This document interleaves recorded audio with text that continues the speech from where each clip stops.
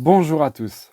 Suite de l'épisode dans la boîte sur les sharpshooters gobelins que j'ai fait il y a quelques jours et dont je vais vous laisser le lien normalement. Alors attendez, je me trompe pas, puisque ça va être à l'envers. Je crois que ça va être par là. Je peux me tromper, mais on va voir. Là, on va faire un peu d'assemblage ensemble. Ça va être du live, c'est-à-dire que c'est enregistré directement. Montage léger, accélération des passages un peu longs, et puis on va aller à l'essentiel. L'objectif, vous montrer un peu comment il s'assemble, voir si c'est difficile ou pas. J'ai pas trouvé ça trop difficile, mais on va pouvoir voir si toutes les pièces s'assemblent bien et si on arrive à avoir quelque chose de cohérent à la fin. Donc voilà, allez, à de suite, on change de plan. Allez, on est reparti. Donc, on reprend exactement là où on s'était arrêté. C'est-à-dire que j'ai mes deux sharpshooters gobelins déjà assemblés, que j'aime beaucoup. Et puis, on va s'occuper du reste. Là, alors, de ce que j'ai regardé, parce que ça, j'en ai pas parlé dans la première vidéo, il n'y a pas de pièces en rab. Il va falloir tout utiliser, ce qui nous laisse peu de possibilités d'erreur déjà dans l'assemblage.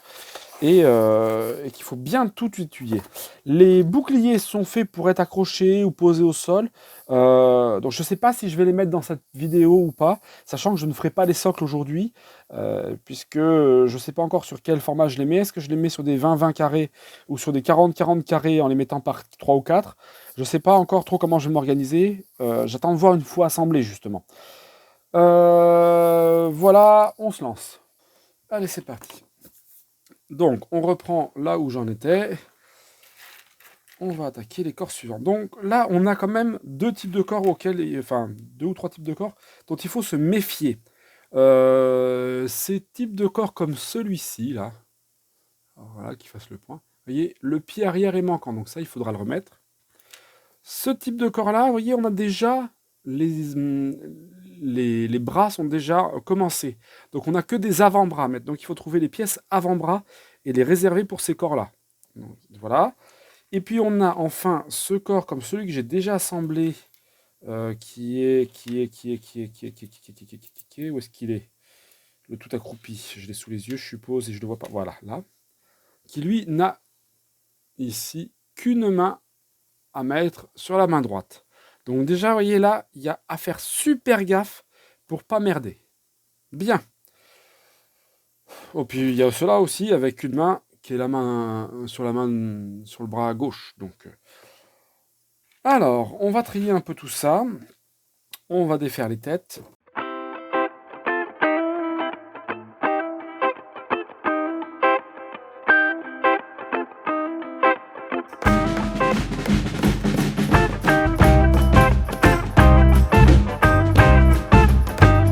Alors là, j'ai l'avantage d'avoir des premiers tirages. Je suis très très étonné par la qualité. Maintenant, j'ai pas de vision à long terme. Et c'est un peu le problème de pas mal de marques, c'est que des fois, les premiers tirages sont superbes. Et puis plus le moule avance, moins ils sont beaux.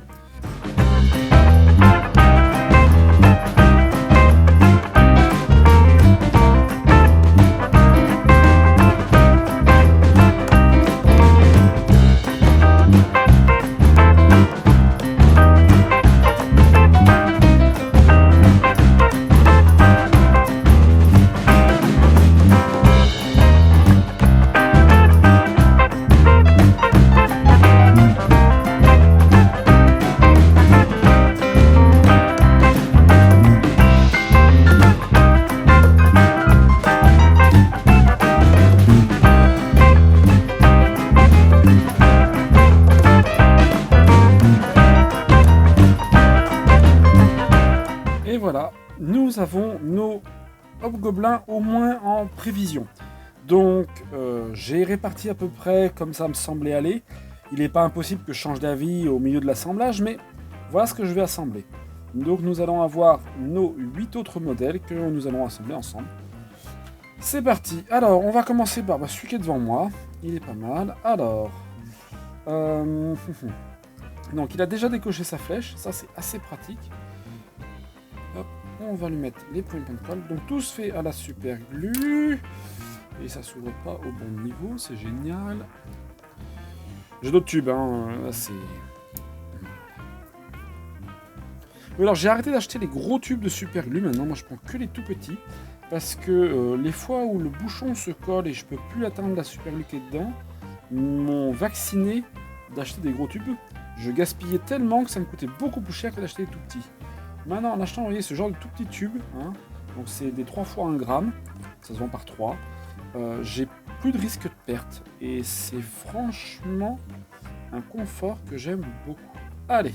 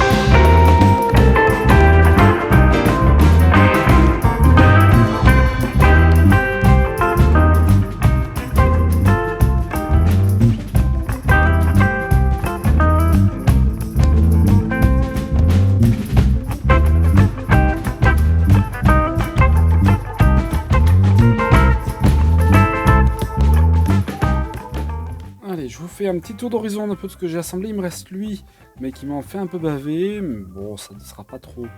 Donc voilà le premier. Dans l'ensemble, je suis assez content de ce que j'ai fait, même si il est difficile de se projeter sur la posture finale, vu le multipart. Et qu'il y a 2-3 figurines qui ne sont pas comme je le souhaitais, comme je les imaginais quand j'ai vu les pièces. Donc voilà, on est obligé de s'adapter un petit peu, ça prend un peu de temps. Il n'est pas exclu qu'avant la peinture, je redémonte un ou deux pour améliorer un peu les postures. Donc voilà, celui-ci est vraiment bien sympa, ça marche, je suis content. Celui-ci, j'aime beaucoup, on le voit, il est fier de lui, il est en train d'encocher sa flèche, ça va y aller tranquillement, il sait déjà qu'il va faire mouche. Notre champion qu'on a vu tout à l'heure, donc, qu'on a assemblé ensemble, voilà, qui marche bien aussi, et qui est content d'être là. Celui-ci que j'ai donc assemblé dernièrement, je lui ai mis le bouclier aussi au sol. L'objectif étant voilà, de donner vraiment un aspect plus complet à la figurine qui sinon je trouvais un peu vide. Et ça en faisait deux, parce que l'autre qui est ici fait très vide. Donc le fait d'ajouter le bouclier la remplit un peu. Celui-ci, donc lui aussi avec le bouclier à l'arrière. Voilà, appuyé sur lui. Hop. Donc je vois ça vraiment comme une unité en fait qui s'arrête à un endroit, shoot, puis repart.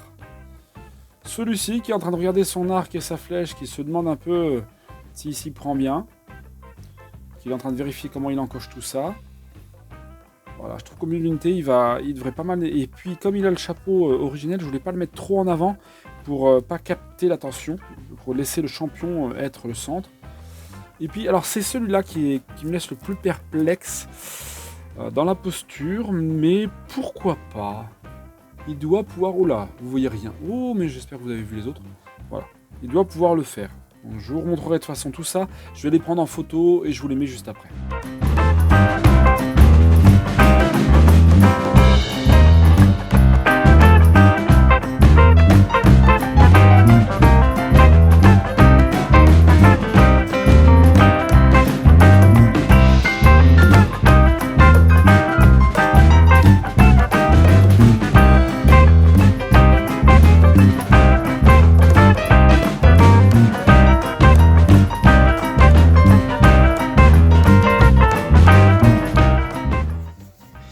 Et voilà, avec ceci nous terminons l'unité de Hobgoblin Sharpshooter de chez Russian Alternative.